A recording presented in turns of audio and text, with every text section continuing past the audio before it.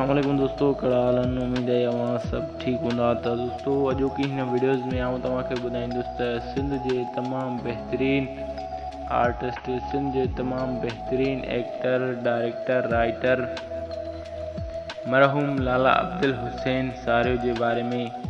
तो दोस्तों जीअं त अॼु की हिन वीडियोज़ में आऊं तव्हांखे ॿुधाईंदुसि त मरहूम लाला अब्दुल हुसैन सारियो खे 9 साल मुकम्मल थी चुका आहिनि। जीअं त हू अॼोके ॾींहं ते वफ़ात करे वियो हुयो ऐं हुनखे मुकम्मल तौर ते 9 साल थी चुका आहिनि। ऐं जीअं त हुनजी क़बर ते हुनजे भाइटे बबलूअ गुल छटिया आहिनि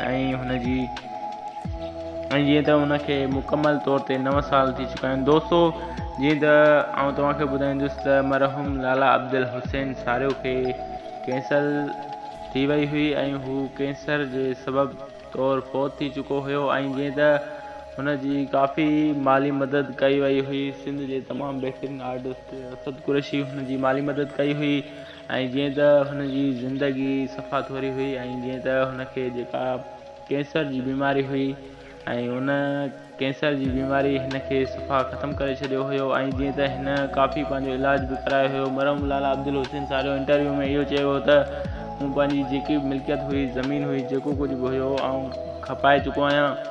ऐं जीअं त मुंहिंजी काफ़ी मदद बि कई वई आहे ऐं जीअं त मूं काफ़ी पंहिंजा ऑपरेशन बि कराए चुको आहियां, पोइ बि मूंखे ही बीमारी न पई छॾे। त दोस्तों मरहूम लाला अब्दुल हुसैन सारियो जो इंटरव्यू में इहो ई चवणु हुयो।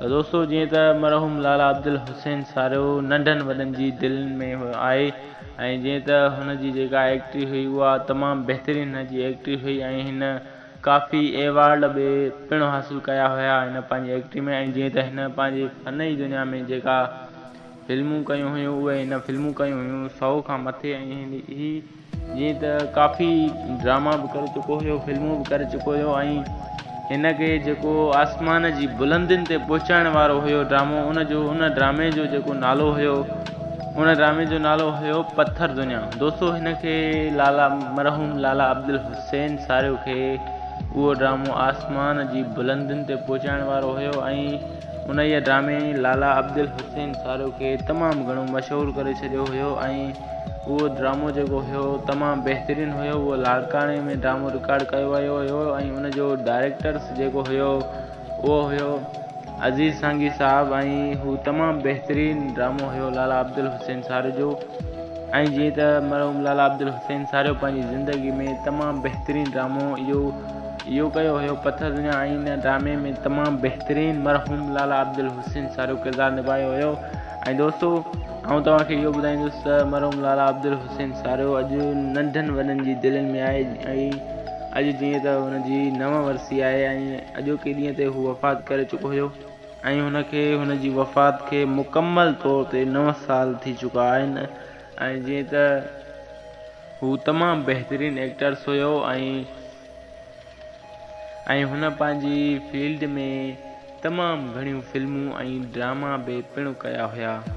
त दोस्तों मरहूम लाला अब्दुल हुसैन सारियो जंहिं बि फिल्म या ड्रामे में कमु कंदो हुयो त पंहिंजे जोश ऐं जज़्बे सां उन ड्रामे में कमु कंदो हुयो ऐं तमामु बहितरीनु लाला अब्दुल हुसैन सारियो एक्टर्स हुयो। त दोस्तों ही हुई अॼु जी वीडियो। उमेद आहे त अॼु जी वीडियो तव्हांखे ज़रूरु पसंदि आई हूंदी।